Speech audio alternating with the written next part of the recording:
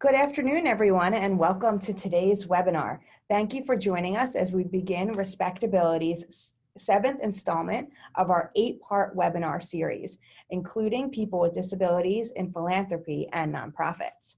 I'm Lauren Appelbaum, and I'm the Vice President of Communications here. And today we're going to kick off this webinar, Premium Skills Workshop in Social Media Accessibility. I imagine many of you joined us on Tuesday for when we went on an overview of website and social media accessibility. And today is going to be a deep dive into the real how-tos and going into some of the technical issues of how you can ensure that your social media is accessible. Before we begin, RespectAbility would like to thank all 18 of our Equity and Access Series partners, from foundations to nonprofits. We thank all of our partners for their help in promoting this series. We have about 500 registered people for today's webinar, and we're thankful for each and every one of you as well. We know that organizations are at their best when they welcome, respect, and include people of all backgrounds. This includes people with disabilities. So on the screen right now are images of several individuals with disabilities. There are photos of folks like Stephen Hawking, Whoopi Goldberg, Richard Branson, and Steve Jobs. I want to highlight one that is newer to the list, is Greta Thunberg, who was recently named Times Person of the Year. She is the youngest person to have ever received this title. And oftentimes people don't really understand who are people with disabilities, so we like to share this. 61 million people in the United States have a disability. They want to work, succeed, and reach their full potential just like anyone else. This is a lovely image of Tatiana, one of our speakers, and where on it says that 1 in 4 adults have a disability. And this is especially important as people with disabilities age, that they have proper supports and services in place to live and thrive. Disabilities can be temporary or permanent, visible or non-visible, acquired at birth or acquired later in life. And it's important to note that any person can join the disability community at any time. So I'll now introduce the 2 fabulous speakers that we have joining us today. Today's speakers are Eric Ascher and Tatiana Lee. Eric is our communications associate here at RespectAbility. He is responsible for supporting me in developing and implementing advocacy efforts and communications of various types. He manages RespectAbility's social media channels, website, and emails, organizes and develops webinars such as these today, and supervises our communications fellows. He initially joined RespectAbility as a communications fellow in spring 2018. He was drawn to RespectAbility, he told me, because being on the autism spectrum himself, he knows that people with disabilities are capable of doing great work, just like anyone else. Tatiana Lee is our Hollywood Inclusionist. She also was a communications fellow. She served in our fellowship program in spring 2019 to gain better knowledge and skills to be a more effective advocate in Hollywood for disability inclusion. Now she helps represent RespectAbility in Hollywood. Like RespectAbility, she has dedicated her life to fighting for inclusion of people with disabilities in all aspects of mass media. She has learned to harness the power of social media to speak boldly about accessibility and inclusion in mass media. She became the voice behind Accessible Hollywood, where she highlighted her journey as an actress, model, and lifestyle influencer born with spina bifida. We invite you to submit questions at any time for our speakers by typing them into the Q&A box. We will answer them later on in this webinar. If we do not get to your question during the webinar, don't worry. We will follow up with you via email. For now, I would like to turn it over to Eric and Tatiana. Take it away. Well, thank you very much, Lauren. And thank you, Tatiana, for joining me on this as well. Thank you I've so much. been running tech support for all these webinars, so it's great to actually speak on one of them. So I'm very excited to kick this off. So Tatiana, I'm going to let you take the first couple slides. Okay, so open caption is best for social media, and 41% of videos are incomprehensible without sound or caption. And 80% of people who consume captions actually aren't deaf or hard of hearing. And so if you think about most people, they watch videos on their phone and they may watch it while the sound is turned off. So having caption is very, very vital, not only to people who are deaf or hard of hearing, but to everyone. So just in a nutshell, it's beneficial to everyone.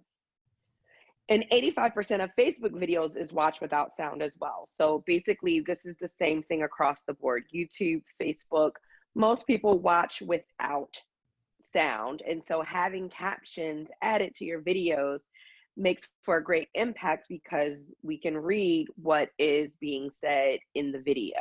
So it's very important that it helps support so much. And you're more likely to have people watch your videos.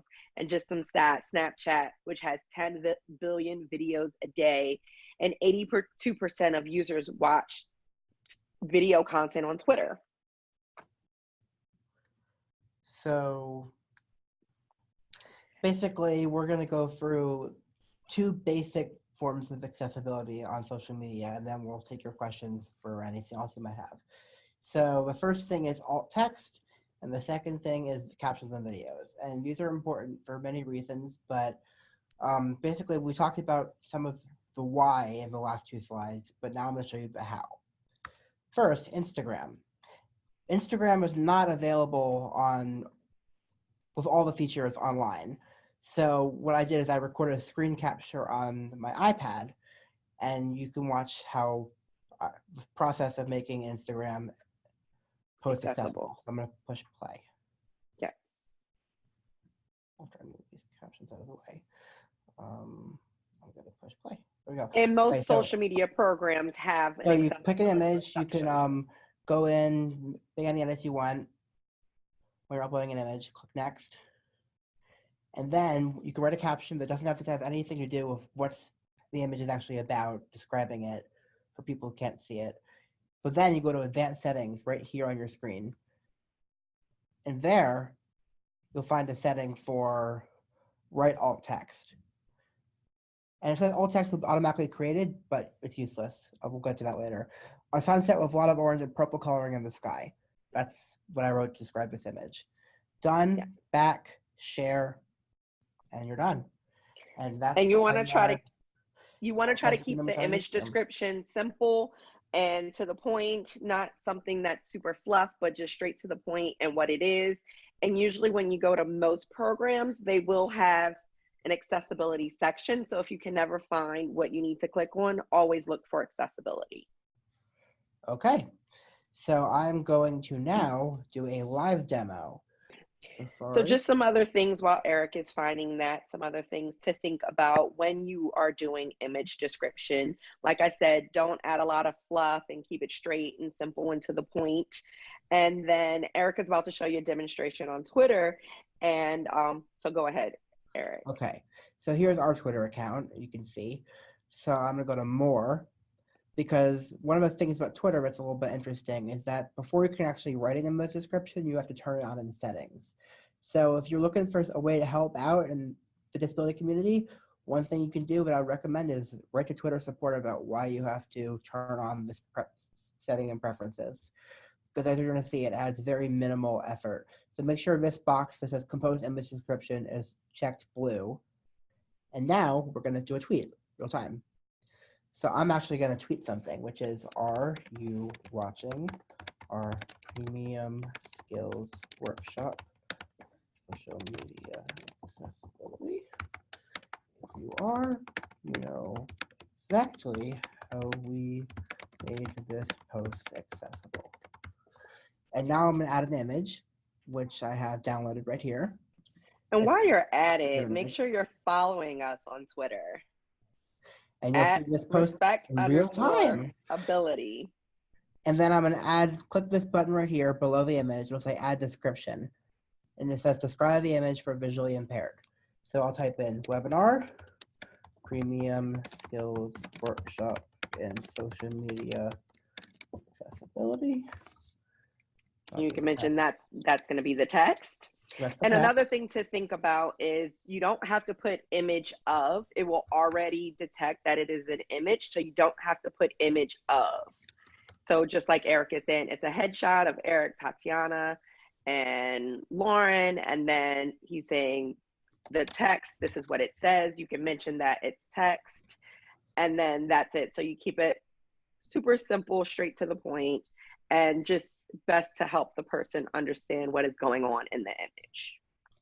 The one thing I'll add to that is that the only reason I'm writing headshots of in this one is because there are 3 different images. It's a collage image. That's why I had to put image of or headshots of. Otherwise, I would have just written, if it was just one person in the image, I would say Eric Ascher. Okay. So done. And we're going to tweet this. And like I said, make sure you're following us so you can check this out. Respect_ability. Make sure you're following us. And now I'm going to go to the Facebook demo. And so now I'm going to do a post on Facebook. So this is the Facebook publishing tool section. And you can see we have lots of posts scheduled for coming up. You can, if you're sneaky, you can see what we have coming up for the rest of our week on social media. So make sure you like us so that you can check out all of those posts too. Yep. And I'm going to do the same type of post.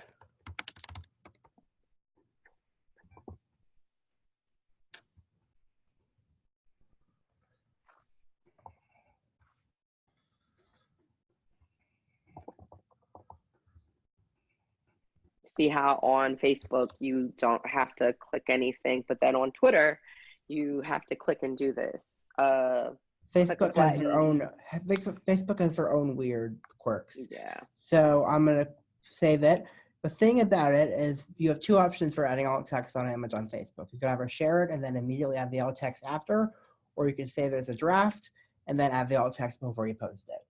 It's up to you how you want to do it, but what we're going to do is I'm going to save the draft to do it so that everyone can see it at the exact same time. I'm going to save the draft, turn off the schedule, and Facebook does not want to cooperate with me today. So let's just click share now. Things that happen when you work in real time. Object, what? Okay. Did it go? Yes, it did. So it's shared. And now what I'm going to do is I'm going to click on this image, options, change alt text right here under options. And so here's why, this is the same type of thing that Instagram would do. It will automatically generate alt text, but as you can see, the alt text generated wouldn't really help anyone understand what the image is about. It says 3 people smiling text. That's, I would say that's better than nothing, but not by much. So we're going to override this generated alt text right here by clicking on this button, and we're going to type in the same thing we typed in on Twitter.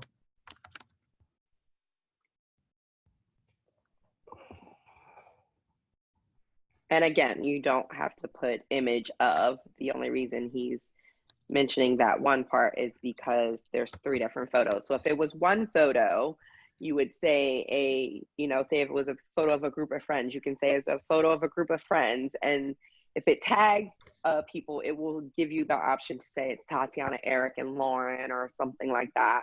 And you can override it and choose to say something else. And another thing to think about, I didn't know if you were going to cover this, Eric, but when you are sharing a website link, you have to put the alt text image of in the post because it won't do image description of a website link. Yes, I was going to say basically if you're sharing an article on Facebook or Twitter, what it will do is it will oftentimes populate an image from that article as a featured image to go with the post. But unfortunately, Facebook and Twitter do not let you edit the alt text of the featured image.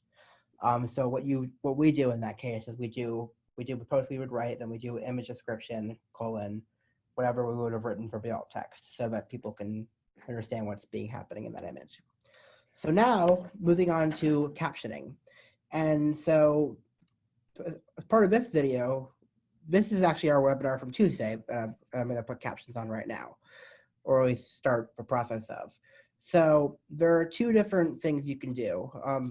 there are multiple ways to add captions to videos on YouTube, and YouTube is the easiest way to do it, as far as I found.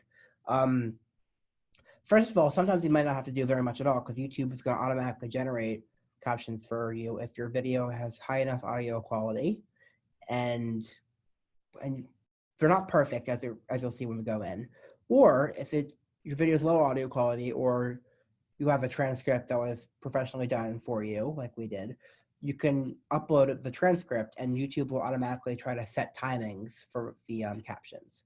So it will basically take all the text and try to assign the text to when things are said so the captions will flow normally. So what I'm going to do is I'm going to go into the automatic one because I had a bit of a demo fail earlier and the transcript one did not work. So here's YouTube's Captions Editor. And you'll see that you can download the Srt file from here, which will be important later. But for now, I'm going to go in and edit these because they're not perfect. As you can see, YouTube's Caption Editor has some nifty features to it.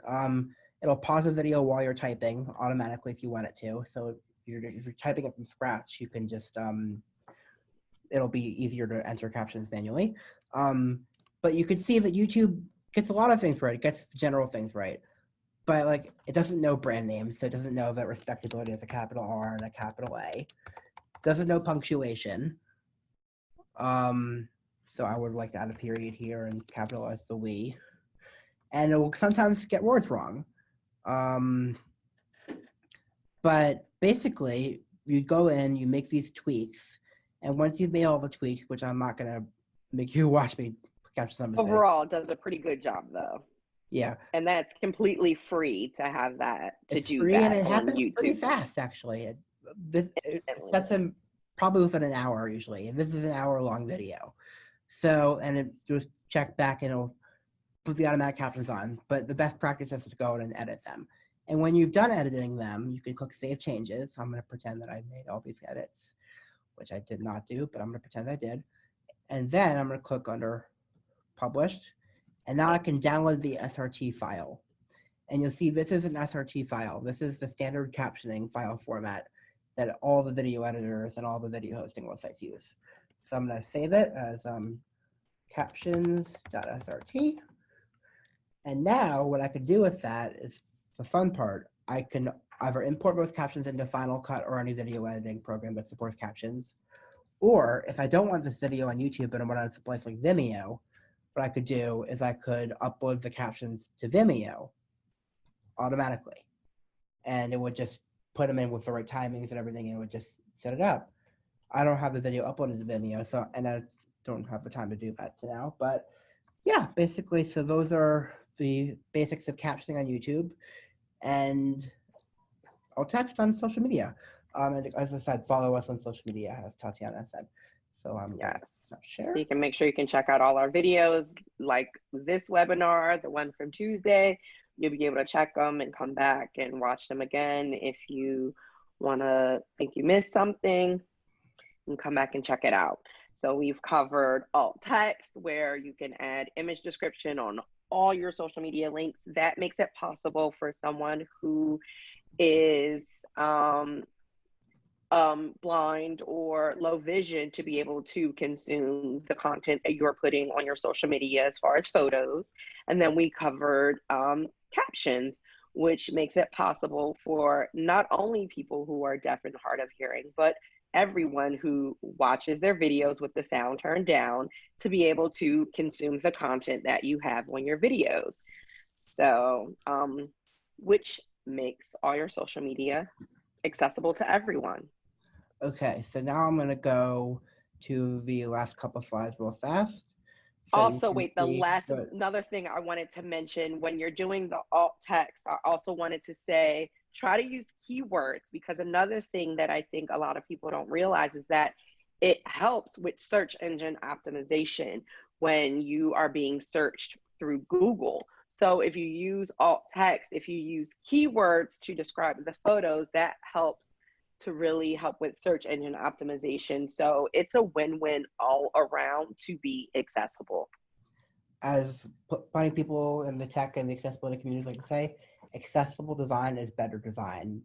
thinking of accessibility helps everybody. So here are some resources on this slide deck. The slide deck will be on our website shortly after this presentation ends as well. You can see how-tos for Twitter, Facebook, Instagram for alt text, as well as an article with some best practices on how to actually compose the alt text that I found. And captioning, the YouTube has a great how-to guide actually for going over the Caption Editor. Clip-O-Matic app and Clips app by Apple sometimes will put captions on the videos for you as well. And if you don't have the time or patience to go through and actually fix all the captions yourself, or if the video is low quality and does not have captions automatically generated, there's an option for like people, you could pay people to do the captions for you. Rev.com is one that we've used here, and they're pretty great. So so now back to the Q&A. And I see a couple questions already. Let's see. So if you use the alt text function in Instagram and share it to multiple platforms, does the image remain accessible when viewed on those platforms? So if you were to share it on Twitter, usually it will just take you a link back to the Instagram. So yes, you would still be able to consume it. When it goes to Facebook, I'm not 100% sure, but I don't think it does. You would have to go to Facebook and then also do your own alt text under Facebook. And just to answer those as far as that when you're doing, and that's only with Instagram that I know of, that it would take you back to Instagram for Twitter, but then if you go to Facebook, you would have to go in and put in the alt text on that post. Okay, so here's a fun one. Do you know if you can add the alt text after content is posted on Twitter or Instagram? On Twitter, the answer is no. On Instagram, I do not know. You can go and edit. Instagram, Okay. you can go and edit. So even if you've posted it, you can go back and go to the alt text, like Eric showed in that demonstration. You can go edit and then go to alt text and add it. So yes, even if you've posted a photo a long time ago on Instagram, you can go back and put the alt text. Not with Twitter. Twitter, you would have to delete the tweet and then redo it all over. Yeah, Twitter does not have an edit button, as many people know. And there's drives a lot of people annoyed. And same with Facebook. Facebook, you can go back and add as well. All you have to do is just edit. Yeah. Edit. You can edit anytime on Facebook and Instagram. On Twitter, Twitter is very, very unforgiving. Letting you edit. We used a closed captioning company to burn the captions on our videos. Do YouTube, Facebook, and YouTube then not recognize our videos as having captions, therefore not showing it to more people? This is Lauren. They will not recognize, they will not show that you have captions, like in terms of the button, but in terms of when people are watching it, like on Facebook, when people are scrolling through, usually at work, so they have it on silent, so they don't want their boss to find out. People will see that there are the open captions and continue watching it. We always recommend open captions are actually best, because that means that they're always there. The closed captions, adding it the way that we showed you, which you can do for any video, sometimes people will have to toggle that on and off. So it's nice that someone can toggle it off if they want it off, but it does mean that someone would have to toggle it on in order to be able to see them in the first place. Yeah, which can add confusion. So honestly, the reason I like the YouTube caption editor is because I can take the captions that I edit on YouTube and then download the file, the Srt file that I showed you all, and then import that into a video editing software like Final Cut Pro, and just add the captions in, and it will let me burn the captions in, which is pretty easy and cool to do. So if you have unique programs that you use in terms of to schedule, not all of them will carry over, unfortunately. Especially with Twitter, when they first started out, the only way to ensure that you were able to add the accessibility was to add alt text was through Twitter. Now some others do allow you to do it, like TweetDeck, for example, but oftentimes it takes a lot of time for it to go to all these ones where you can schedule, which is why what we have done, which takes longer, is we schedule things like Facebook and Twitter. We schedule things Facebook in the Facebook editor. We schedule tweets in TweetDeck, which is owned by Twitter. It does make it harder. We understand that. But for now, that's the way we're able to ensure full accessibility. And then with Instagram, with doing it directly on Instagram. And so someone said YouTube caption generator, is it closed or open? It is closed caption. And then someone asked about an abstract photo. So if you were to do an abstract photo, I probably would explain a little bit about what it is so that they can kind of get an experience of what it is, but then also the connection to the text, I guess, would be great. I guess, you know, kind of it's up to your own judgment of how you want that person to experience the photo, I would say with that. And this is Lauren again. I'd like to add that sometimes there are elements that are included in there which don't add anything to it, like a yellow box, for example. And it's okay to say that it is just a graphic element. The biggest purpose of the alt text is for someone who can't actually see the image, for them to know the purpose of the image. And so it's okay to just say that it's a graphic element if it doesn't add anything to the understanding of it, if you have a bunch of different things that you're going through. Like, I just want to reiterate, the most important part of alt text is to ensure that the viewer who can't see it understands the purpose of the image. Tina in the chat wrote that she unpublishes the automatic caption file that YouTube generates when she adds an edited one. I do that as well. That is a great tip because it does alleviate a lot of confusion. Best practices and resources for designing and delivering accessible webinars. Well, I can point you to our caption company. They've been really helpful throughout this. I would say having live captions is a good thing for accessible webinars. We've been doing that. I would say making sure the PowerPoints are accessible, which is another process that I can send you a link on how to do that. The difference between closed and open captioning. So closed captioning is captioning where you can turn it on or turn it off. And this Zoom uses closed captioning because you don't have to see the captions if you don't want to see them. But if you open captioning means that the captions are actually built into the video itself. So you can't turn them off, you have to see them. But it makes it less difficult for people to have to figure out how to turn the captions on. So it's more accessible to use open captions. If you use these different third-party platforms, the best thing you can do to help ensure accessibility for all is to talk with your with the person that you purchase the programs through, whether it's a live person or an email address, and to tell them your concerns and say, hey, I really want to continue using you, but I can't figure out a way to ensure that some different accessibility features. Either they'll be like, oh, we just added that here, let me show you how, or they'll, if enough people keep sending them emails and calls, then they'll realize, hey, we need to add this or we're going to lose business. Katie asks, how does the alt text appear to consumers on their social feed or on Instagram, for example? So for instance, with alt text, if someone has a screen reader, someone is blind or low vision, they have what is on their phone, a screen reader, which basically reads to them what is being done and what is being said. And when you put alt text, it explains what is going on in the photo. So instead of them visually seeing it, they hear what is going on. So when you write in the alt text, it will say photo of Eric or photo of a son or whatever the photo is. It will basically explain based on how you wrote what they're seeing. And so that's just kind of the best way to explain what appears, because nothing appears. The screen reader reads it for the person who is blind or low vision or who is using a screen reader. Yeah.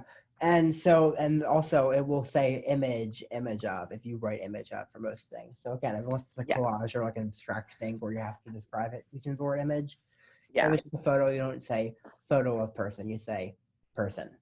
Yeah. You just say the person. Yeah, because otherwise it's going to get really redundant after a while. The screen reader reading all the image of.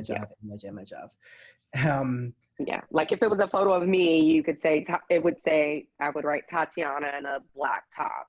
It would read image of Tatiana in a black top.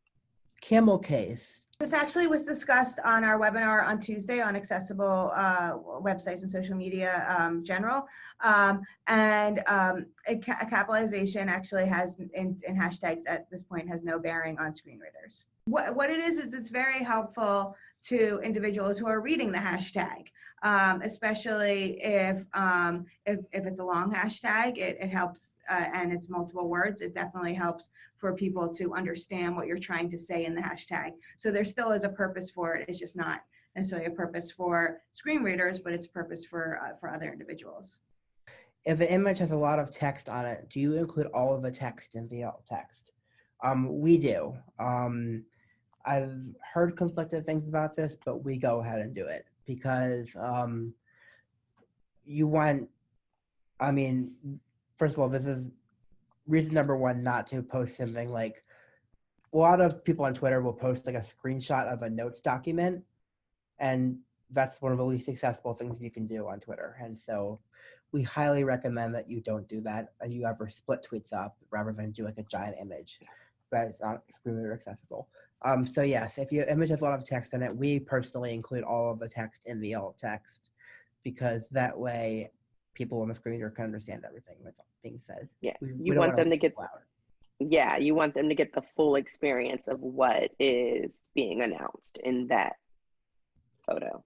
Our web developer told me the text from the image should be in the body of the post, but that is redundant to those who see the post visually. There are a few different cases here. So one case would be in an email where you have an image. And we would always recommend below the image, if the entire body of the email is the image that has text in it, to include the text below. That is important for several reasons. Sometimes spam filters don't show images, and sometimes spam filters, if the email is full of just an image, then they'll assume it's spam as well. So we always say in an email sense. And in terms of like a Facebook or Instagram post, it often can be a lot easier to read the text than it is on the image. So sometimes people will have like a 1 or 2 line caption for the Instagram or Facebook image, but then we'll put the text below. Another option is putting the text in a comment for Facebook, for example, because I know that Facebook algorithm's constantly changing, and so sometimes if the post that goes along with the image is too long, that can hurt you. So we recommend where you have just like the 2 line up at the top, but then in your first comment you do a full description of all the text that is in the image. On Instagram, it doesn't matter the length, so you can do whatever you want at the top and then do the text below that. So you're helping more people than hurting anyone. And if you do it in alt text, that only is seen by people who use screen readers. So no one else, when you do the alt text, when you put in the alt text, no one else is going to see that. That is for people who are listening to it using as a screen reader. Now, you could see it if you look at the HTML, if you look at the code behind something. And then, as was mentioned before, it's also going to help with search engine optimization in terms of, because you're going to have more keywords. So the words that you have in your alt text count towards that, in addition to the comments that you have put with your image. Mm-hmm. Microsoft Accessibility has been using the word decorative in the alt text field, which I think can be useful for both non-essential information graphics. So what Tina is talking about is PowerPoint accessibility. When you're checking accessibility on an image or something, if the image isn't relevant and you don't want the screen reader to surface it to a person who's using the screen reader, there's a checkbox that's marked this image as decorative. And so that way it won't read something that they don't need to hear to understand the image or to understand the slide. Like lines or like dividers and things in slides. Yeah. That's what that's for. How accessible is this question and answer box? Our board checked out Zoom and apparently it's very accessible. And we have members on our board who are deaf and who are blind, and so we had them test it out for us. Which is always the best thing to do. If you don't know if something's accessible And the best way to find out if something's accessible is to have someone who actually needs the accessible technology to use it. Yes, I would Having really agree. good testing is always a good thing. So And yeah, I know people that love Zoom. So I have a bunch of people that highly recommend Zoom. if you have any questions that you come up with after this webinar, my email is erica@respectability.org. And please send me an email, and I would love to answer any questions that you may have. Assuming we don't have any more questions, and if we do, again, please email me, erica@respectability.org. And I would be happy to answer any questions you have or point you to someone who could answer a question if I don't know the answer. Thank you so much for everyone who participated in this. So we have one webinar left in the series now. It's hard to believe they've all gone so fast. But next Wednesday, we have our webinar on the legal aspect of disability inclusion with our colleague Matan and another guest speaker. And we are very excited to see you all there for that one, Wednesday at 1:30 Eastern, 10:30 Pacific. And until then, have a great rest of your week. Have a great weekend. And thank you very much for joining us today.